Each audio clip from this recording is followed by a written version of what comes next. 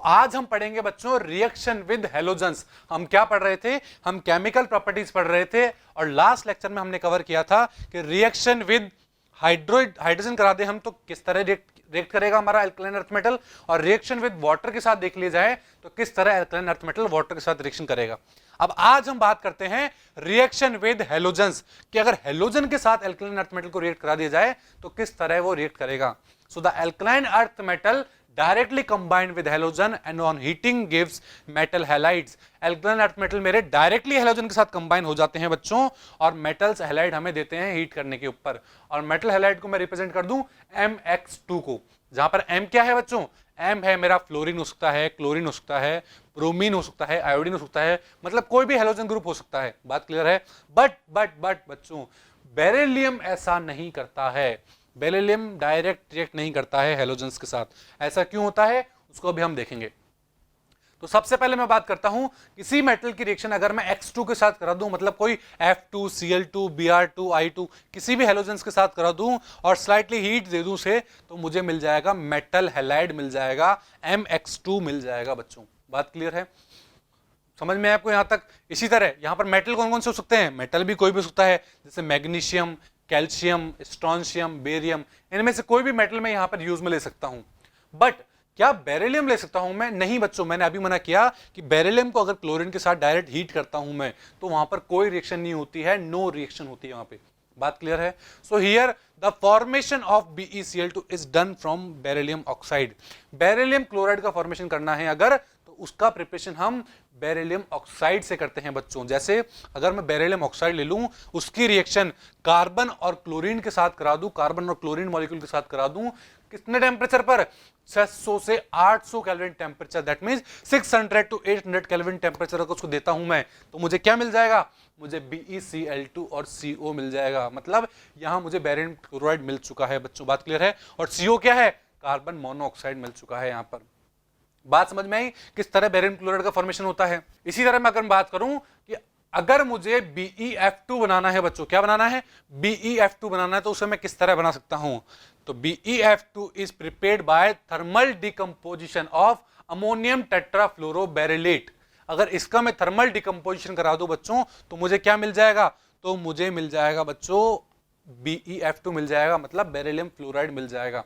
अब कैसे होगा, सबसे पहले ये अमोनियम टेट्राफ्लोरोबेरिलेट क्या होता है, तो देखो ये होता है हमारा अमोनियम टेट्राफ्लोरोबेरिलेट। अगर इसका मैं हीट कर दूं, इसको हीट कर दूं तो क्या हो जाएगा, ये डिकम्पोज हो जाएगा। और डिकम्पोज किस में होगा, एक हो गया हमारा BeF2 में और एक मिल चुका है हमें 2 मॉलिक्यूल ऑफ NH4F। NH4F यहां से बाहर निकल गया है। बात क्लियर है यहां तक। तो इस तरह हम बेरिलियम फ्लोराइड का फॉर्मेशन करते हैं। नेक्स्ट मैं बात करूं except the beryllium halide. Beryllium halide को छोड़ के जितने भी मेरे अल्कलाइन अर्थ मेटल के हैलाइड होंगे वो आयोनिक नेचर के होंगे बच्चों। कैसे नेचर के होंगे, आयोनिक नेचर के होंगे। बट जो मेरा बेरिलियम हैलाइड होगा वो मेरा कोवलेंट नेचर का होगा बच्चों। कैसा होगा, कोवलेंट नेचर का होगा। और बाकी सारे अल्कलाइन अर्थ मेटल के हैलाइड वो मेरे आयोनिक नेचर के होंगे। ऐसा क्यों होता है बच्चों, because of high charge density. High charge density की वजह से ऐसा होता है बच्चों। And the high polarisation capability of beryllium ion. हमने क्या पढ़ा था बच्चों, कोवलेंट कंपाउंड कौन से कंपाउंड बनाते हैं, अगर मेरे कैटाइन की आयन साइज छोटी होगी तो वो कोवलेंट कंपाउंड, वहां पर पोलराइजेशन ज्यादा होगा, और पोलराइजेशन ज्यादा होगा तो कोवलेंट कैरेक्टर भी ज्यादा होंगे। इसी तरह अगर एनायन की बात करूं मैं, तो एनायन की साइज बड़ी होनी चाहिए। एनायन की साइज बड़ी होगी तो वो पोलराइजेशन ज्यादा करेगा, और पोलराइजेशन ज्यादा करेगा तो कोवलेंट कैरेक्टर भी ज्यादा होंगे। So the Be+2 ion is very small in size. हमको पता है Be+2 बहुत छोटा होता है, and high tendency to distort electron cloud around the negative halide. और छोटा होने की वजह से जो हैलाइड होते हैं मेरे, उनकी इलेक्ट्रॉन डेंसिटी जो होती है, इलेक्ट्रॉन क्लाउड जो होता है, उसको डिस्टॉर्ट कर देगा। दैट मींस उस नेगेटिव चार्ज को अपने ऊपर संभाल लेगा, और अपने ऊपर लेने की वजह से इसका कोवलेंट कैरेक्टर इंक्रीज हो जाएगा। Due to this covalent nature of beryllium chloride it have a polymeric chain structure in the solid form. Solid form में पॉलीमेरिक चेन स्ट्रक्चर में एग्जिस्ट करता है। क्यों, क्योंकि इसका कोवलेंट नेचर होता है बेरिलियम क्लोराइड का। और वो स्ट्रक्चर क्या होगी, जैसा कि आप देख पा रहे हैं, यह है polymeric structure of beryllium chloride. बात क्लियर है? And in the vapour form, अगर मैं इसको थोड़ी हीट करता हूं, इसको वेपर फॉर्म में कन्वर्ट कर दिया अगर मैंने बेरिलियम क्लोराइड को, तो वो अपना पॉलीमेरिक फॉर्म छोड़ के डाइमर फॉर्म में चेंज हो जाता है। जैसे कि आप देख पा रहे हैं BeCl2, ये वाला मॉलिक्यूल, ये क्या है हमारा, ये डायमेरिक फॉर्म है हमारे किसकी, बेरिलियम क्लोराइड की डायमेरिक फॉर्म है। बात क्लियर है? डायमेरिक फॉर्म क्या होता है, डाइमर मतलब, डाई मतलब दो, और डायमेरिक फॉर्म बोल दूं मैं पूरी, मतलब दो बेरिलियम है, मतलब दो BeCl2 के मॉलिक्यूल है यहां पे। बात क्लियर है? ठीक है। इसी तरह मैं बात करूं, अगर हम टेम्परेचर को और इंक्रीज करते हैं, टेम्परेचर को इंक्रीज करके हम ले जाते हैं up to 1200 kelvin, then the beryllium chloride is converted into linear shape molecule BeCl2 structure. That means अगर टेम्परेचर को हम और इंक्रीज कर देते हैं और अगर 1200 केल्विन तक ले गए, देन बेरिलियम क्लोराइड हमारा जो होता है वो लीनियर शेप में आ जाता है। जैसे कि आप देख पा रहे हैं, ये एक BeCl2 स्ट्रक्चर लीनियर स्ट्रक्चर में आ चुका है। बात क्लियर है? इसी तरह मैं बात करूं आयोनिक कैरेक्टर की, so the ionic character of halide increases from magnesium to barium because of charge density decreases.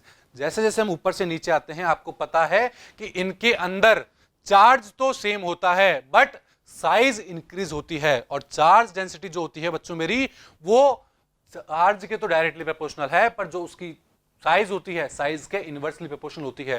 तो ऊपर से नीचे आने पर साइज इंक्रीज होती है बच्चों, और साइज इंक्रीज होगी तो चार्ज डेंसिटी जो होगा मेरा वो कम हो जाएगी, और चार्ज डेंसिटी कम हो जाएगी, दैट मींस वहां पर आयोनिक कैरेक्टर ज्यादा हो जाएंगे। अब क्या हो जाएंगे, आयोनिक कैरेक्टर ज्यादा हो जाएंगे। बात क्लियर है? दैट मींस ऊपर से नीचे आने पर मेटल के केस में आयोनिक कैरेक्टर बढ़ रहे हैं और कोवेलेंट कैरेक्टर कम हो जाएंगे। आयोनिक और कोवेलेंट कैरेक्टर हमेशा एक दूसरे के एंटी पैरेलल चलते हैं बच्चों। बात क्लियर है? ठीक है। नेक्स्ट पॉइंट की मैं बात करता हूं, the fluorides are relatively less soluble than chloride but the because of the formation of stable lattice of cation and small anion. क्या बोला मैंने बच्चों, जो मेरे फ्लोराइड्स होते हैं, फ्लोराइड जो होंगे मेरे, वो लेस सॉल्युबल होते हैं बच्चों। कैसे होते हैं, लेस सॉल्युबल होते हैं। क्यों? बिकॉज वहां पर छोटा फ्लोरीन छोटे मेटल के साथ रिएक्शन करके एक स्टेबल लेटिस बना लेता है, और स्टेबल लेटिस बना लेगा तो वो इतना जल्दी सॉल्युबल नहीं हो पाएगा। बात क्लियर है? बात समझ में है आपको? मैंने क्या बोला कि फ्लोराइड तो हमारे लेस सॉल्युबल होंगे, बट क्लोराइड की बात करूं मैं, ब्रोमाइड की बात करूं, वो मेरे बहुत ज्यादा सॉल्युबल होंगे। बात क्लियर है? इसी तरह मैं नेक्स्ट की बात करता हूं तो decrease in solubility of halide down the group. अगर मैं सॉल्युबिलिटी की बात करूं तो वो ऊपर से नीचे आने पर क्या हो रही है, डिक्रीज हो रही है। The decrease in solubility of halide down the group is due to the decrease in hydration energy. ये किसकी वजह से हो रहा है? क्योंकि हाइड्रेशन एनर्जी ऊपर से नीचे आने पर डिक्रीज हो रही थी। हमने पढ़ा था कि अगर हम ऊपर से नीचे की तरफ मूव करते हैं तो हाइड्रेशन एनर्जी हमारी क्या होती है, डिक्रीज हो जाती है। और हाइड्रेशन एनर्जी डिक्रीज क्यों होती है? क्योंकि मेटल की साइज बढ़ जाती है। तो जैसे जैसे मेटल की साइज बढ़ती है, सॉल्युबिलिटी ऊपर से नीचे आने पर डिक्रीज हो जाती है। बात क्लियर है? The tendency to form halide hydrate, halide hydrate form करने की टेंडेंसी ऊपर से नीचे आते जाते हैं तो वो भी डिक्रीज होती जाती है। अगर वो कंपाउंड इतना ज्यादा सॉल्युबल नहीं हो पाएगा तो वो हाइड्रेट के साथ रिएक्शन नहीं करेगा, वाटर के साथ रिएक्शन नहीं करेगा इतना ज्यादा, तो क्या बोलते हैं हम, ऊपर से नीचे आने पर tendency to form halide hydrate decreases down the group. बात क्लियर है? फॉर एग्जांपल अगर मैं मैग्नीशियम की बात करता हूं तो मैग्नीशियम बनाता है MgCl2.8H2O। कितना H2O? 8H2O। बट अगर मैं कैल्शियम की बात करूं तो कैल्शियम बनाता है हमारा CaCl2.6H2O। स्ट्रोंशियम की बात करूं तो वो बनाता है SrCl2.6H2O। और बेरियम की बात करूं तो वो बनाता है BaCl2.2H2O। क्या बनाता है? BaCl2.2H2O। बात समझ में आपको बच्चों यहां तक कि किस तरह हमने हाइड्रेटेड फॉर्म देखी एटम्स की, एलिमेंट्स की। ठीक है। इसी तरह अब मैं नेक्स्ट रिएक्शन की बात करता हूं, नेक्स्ट केमिकल रिएक्शन की बात करता हूं, रिड्यूसिंग कैरेक्टर की बात करते हैं कि रिड्यूसिंग कैरेक्टर क्या होता होगा एल्कलाइन अर्थ मेटल के अंदर।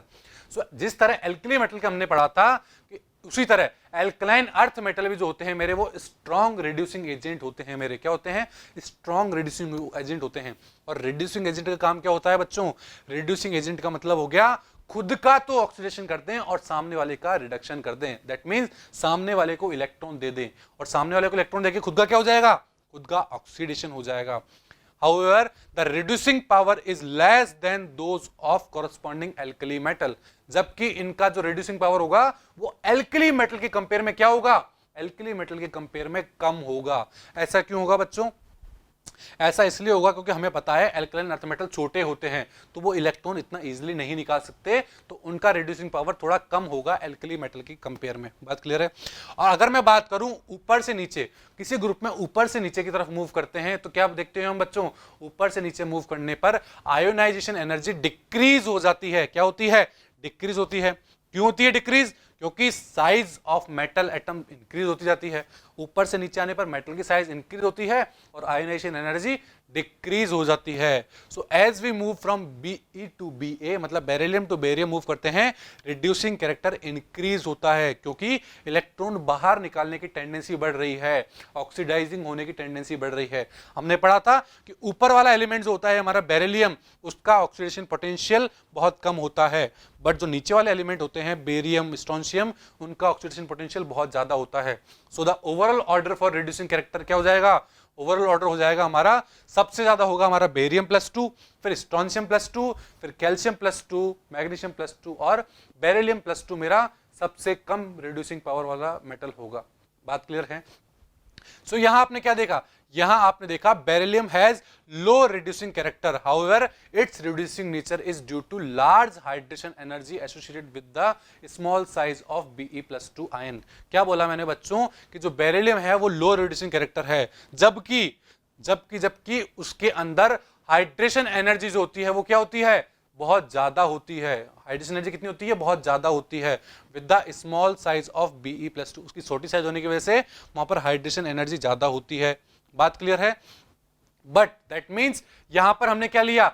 हमने आयोनाइजेशन एंथैल्पी को डोमिनेंट माना है हाइड्रेशन एनर्जी के ऊपर। दैट मींस बेरिलियम की हाइड्रेशन एनर्जी ज्यादा होती होगी, बट यहां पर डोमिनेंट क्या है? यहां पर डोमिनेंट है आयोनाइजेशन एनर्जी। तो आयोनाइजेशन एनर्जी ऊपर से नीचे जाने पर डिक्रीज हो रही है, रिड्यूसिंग पावर ऊपर से नीचे आने पर इंक्रीज हो रही है। बात क्लियर है यहां तक? तो ये था हमारा रिड्यूसिंग कैरेक्टर के बारे में। अब मैं बात करता हूं बच्चों use of alkaline earth metal की, कि एल्कलाइन अर्थ मेटल को कहां-कहां यूज लिया जाता है। सबसे पहले बात करता हूं बेरिलियम की। सो बेरिलियम को यूज किया जाता है एलॉयज के फॉर्मेशन के लिए। एलॉयज का फॉर्मेशन करना होता है, वहां हम बेरिलियम का यूज करते हैं। Copper beryllium alloys are used in the preparation of high strength spring. जो हमारी हाई स्ट्रेंथ स्प्रिंग होती है वहां पर हम कॉपर बेरिलियम एलॉयज का यूज करते हैं। बात क्लियर है? मैग्नीशियम की बात करो तो मैग्नीशियम फॉर्म एलॉय, मैग्नीशियम बहुत सारे एलॉय बनाता है, एल्यूमिनियम के साथ मिलके, जिंक के साथ मिलके, मैग्नीशियम के साथ मिलके, इन सब के साथ मिलके बहुत तरीके के एलॉय बनाता है। बात क्लियर है? मैग्नीशियम और aluminium alloy being light in the mass and are used in the aircraft construction. मैंने क्या बोला बच्चों? मैंने बोला कि अगर मैग्नीशियम को एल्यूमिनियम के साथ मिला देते हैं तो जो एलॉय फॉर्म होता है वो बहुत लाइट होता है मास के अंदर, और वो यूज किया जाता है एयरक्राफ्ट कंस्ट्रक्शन में यूज किया जाता है उस चीज को। बात क्लियर है? मैग्नीशियम की बात करूं मैं, पाउडर्ड एंड रिबन। मैग्नीशियम हमारे दो फॉर्म में पाया जाता है, एक पाउडर्ड फॉर्म में और एक रिबन फॉर्म में। उसको यूज कहां किया जाता है? In flash powder and bulb. Flash powder और जो बल्ब होते हैं उसके अंदर हम यूज करते हैं मैग्नीशियम को। बात क्लियर है? और फायर प्रोड्यूसिंग जैसे बॉम्ब हो गए, सिग्नल्स हो गए, वहां भी हम इसका यूज करते हैं मैग्नीशियम का। बात क्लियर है यहां तक? As suspension of magnesium hydroxide in water, जिसे हम बोलते हैं मिल्क ऑफ मैग्नीशिया। बच्चों इस बात को ध्यान रखना, ये हमसे पूछा सकता है कि मिल्क ऑफ मैग्नीशिया किसे कहते हैं, किसे बोलते हैं? Suspension of magnesium hydroxide. So a suspension of magnesium hydroxide in water is used as antacid in medicine. उसको एंटासिड, मेडिसिन के अंदर जो एंटासिड होते हैं उसके अंदर भी यूज लिया जाता है, किसको? सस्पेंशन ऑफ मैग्नीशियम हाइड्रोक्साइड को। बात क्लियर है? इसी तरह magnesium carbonate is an ingredient of, इसका इंग्रेडिएंट है टूथपेस्ट का। मैग्नीशियम कार्बोनेट टूथपेस्ट के अंदर भी पाया जाता है हमारा। बात क्लियर है? Calcium is used in the extraction of metal from oxide which are difficult to reduce with carbon. Calcium का यूज हम कहां करते हैं? ऑक्साइड के अंदर से हमको अगर मेटल का एक्सट्रैक्ट करना होता है तो वहां भी हम कैल्शियम का यूज कर सकते हैं। और which are difficult to reduce with carbon, जो कि कार्बन के साथ रिडक्शन करने में बहुत डिफिकल्ट होता है। बात क्लियर है? रेडियम सॉल्ट्स की अगर मैं बात करूं तो रेडियम सॉल्ट्स जो होते हैं हमारे, उनको रेडियोथेरेपी के अंदर यूज किया जाता है। For example in the treatment of cancer, cancer के ट्रीटमेंट में भी हम रेडियम सॉल्ट्स का यूज करते हैं। बात क्लियर है? सो आई होप आप सबको ये एल्कलाइन अर्थ मेटल समझ में आया होगा, जिसमें हमने केमिकल रिएक्शन, फिजिकल प्रॉपर्टीज और कुछ यूजेस की बात करी है हमने। बात क्लियर है? So thank you.